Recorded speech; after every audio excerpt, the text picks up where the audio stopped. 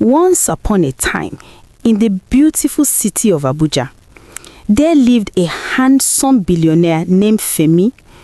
He was 45 years old and owned several businesses and guest houses scattered across the city. To many people, Femi was the definition of success: rich, powerful, and respected. Femi was married to Deborah, a beautiful and hardworking young woman who was only 23 years old. They had gotten married when Deborah was just 18. Together, they had two lovely children, Emily and Collins. From the outside, people admired Femi and his family. Neighbors praised them, friends envied them. Everyone believed they were a happy, united family, living a perfect life. But behind closed doors, the truth was very different. Deborah lived in fear.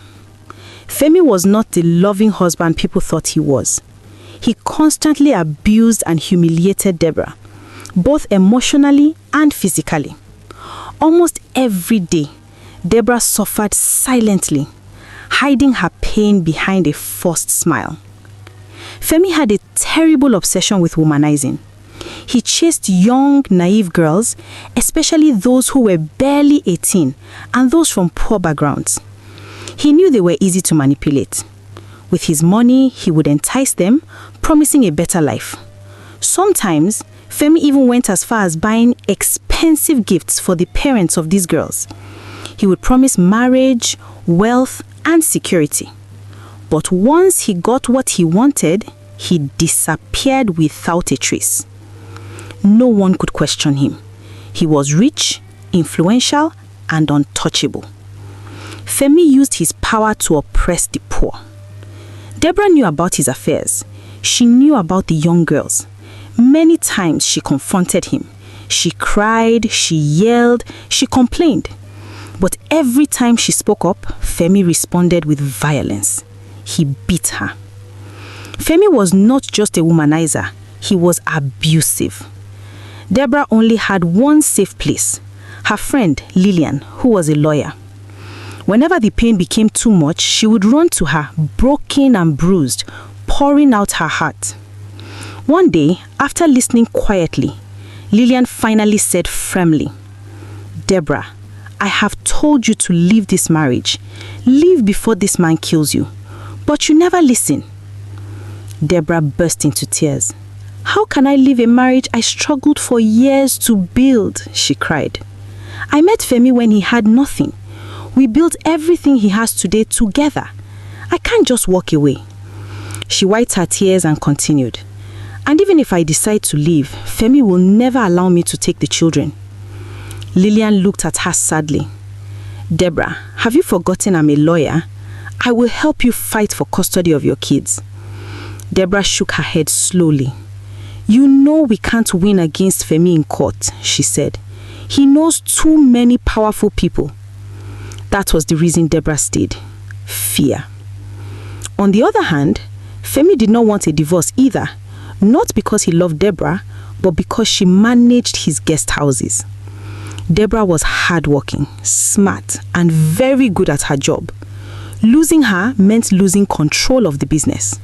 So he kept her, but he never respected her. At the guest house, Femi constantly yelled at Deborah in front of the workers. Sometimes he slapped her and called her terrible names. The staff were always afraid. "If he can treat his wife like this in front of us," they whispered among themselves, "who are we that he won't deal with?" Everyone avoided him. No one dared to look him in the face. One sunny afternoon, Femi arrived at the guest house. He was speaking with the receptionist when his eyes suddenly caught sight of a beautiful young girl standing at the end of the hallway. He couldn't stop staring. She looked young, innocent, naive. Exactly his type. Femi waved at her. He said, "Come here." The girl hesitated, confused and scared. He said, "Come." She slowly walked towards him. "What's your name?" he asked. "Rachel, sir," she replied nervously.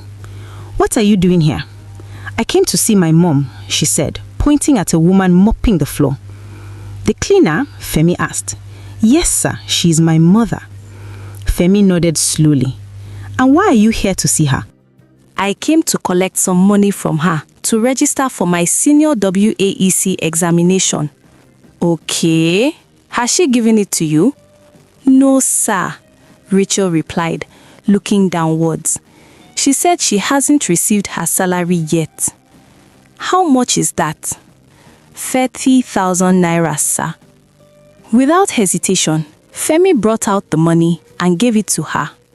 A beautiful girl like you shouldn't be stranded, he said. Then he handed her his complimentary card. Call me anytime you need help.